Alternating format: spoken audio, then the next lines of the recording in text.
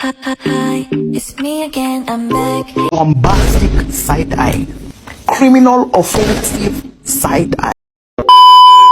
Assalamualaikum warahmatullahi wabarakatuh. Perkenalkan, nama saya Dwi Rizkia Oktiandreni dari kelas 10-8 SMA Negeri 1 Singkai. Di video kali ini, saya akan menjelaskan tentang Sistem Periodik Unsur Modern atau SPU, yang mana tugas ini diberikan oleh Bapak Edi Nopriawan selaku guru mata pelajaran bidang studi kimia. Yuk, simak terus videonya.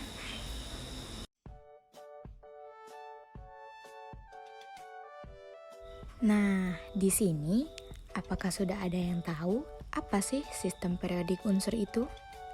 Sistem periodik unsur atau biasa disebut juga dengan tabel periodik adalah susunan unsur-unsur kimia berdasarkan nomor-nomor atom yang dimilikinya. Nomor atom yang tersusun tersebut berisi sejumlah proton dalam konfigurasi elektron tertentu dengan kesamaan sifat yang dimiliki unsur kimia. Terdapat dua bagian dalam tabel periodik, yaitu golongan dan periode.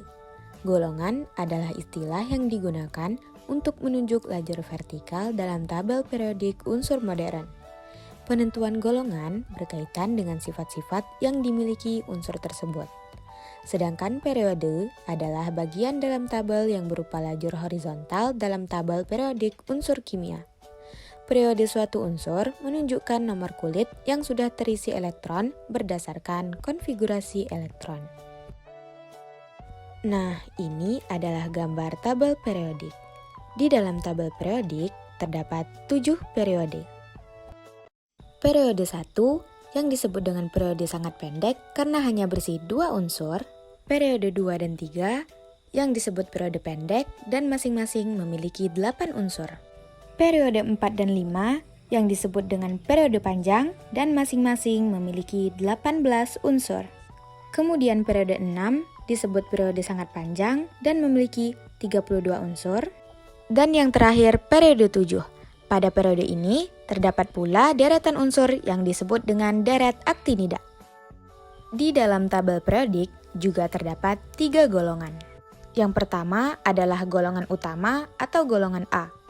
Golongan utama terdapat 8 golongan, yaitu golongan 1A disebut dengan golongan alkali, golongan 2A disebut juga dengan golongan alkali tanah, golongan 3A disebut dengan golongan boron aluminium, golongan 4A disebut dengan golongan karbon, golongan 5A disebut dengan golongan nitrogen, golongan 6A disebut dengan golongan oksigen, golongan 7A disebut dengan golongan halogen, serta golongan 8A disebut dengan golongan gas mulia.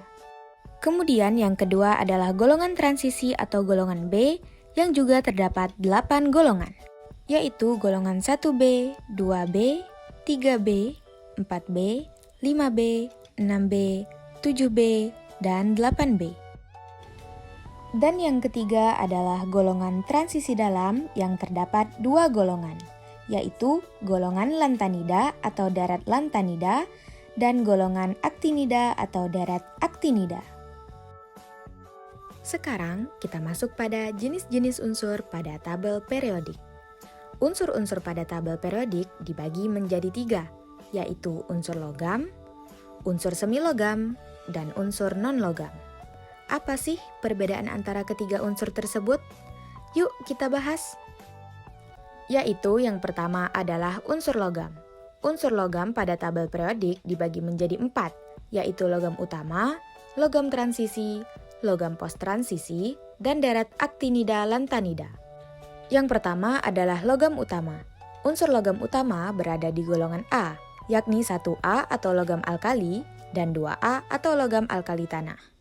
Kedua logam ini bersifat reaktif karena memiliki elektron valensi yang relatif lebih sedikit dibandingkan logam transisi. Jika dibandingkan logam transisi, logam utama ini bersifat lebih lunak dengan titik leleh dan titik didih yang relatif lebih rendah. Yang kedua adalah logam transisi. Logam transisi berada di golongan 1B sampai 8B. Salah satu unsur logam transisi yang umum adalah kueperian yang kita kenal adalah besi. Jika dibandingkan logam utama, Logam transisi ini bersifat lebih keras, namun sulit untuk bereaksi karena memiliki elektron valensi yang lebih banyak. Yang ketiga adalah logam post-transisi. Logam post-transisi ini berada di antara golongan unsur metaloid dan unsur logam transisi. Titik leleh dan titik didihnya relatif lebih rendah dari logam transisi dan bersifat lebih lunak. Contoh logam post-transisi adalah timbal, bismut, aluminium, gallium, dan sebagainya. Dan yang keempat adalah deret lantanida dan aktinida. Kedua deret tersebut termasuk logam loh. Untuk lantanida cukup jarang ditemukan meskipun jumlahnya cukup melimpah di kerak bumi. Tidak menutup kemungkinan logam tanah jarang ini bisa dikembangkan di masa mendatang. Sementara itu, aktinida erat kaitannya dengan pengembangan nuklir, sehingga sulit dijangkau oleh kimia terapan. Jenis unsur yang kedua adalah unsur semilogam. Unsur semilogam juga biasa disebut metaloid. Mengapa disebut semilogam? Karena sifat-sifat unsurnya merupakan perpaduan antara logam dan non-logam. Unsur-unsur ini biasa dimanfaatkan sebagai bahan semikonduktor. Contohnya silikon, germanium, boron, dan sebagainya. Dan unsur yang ketiga atau unsur yang terakhir adalah unsur non-logam.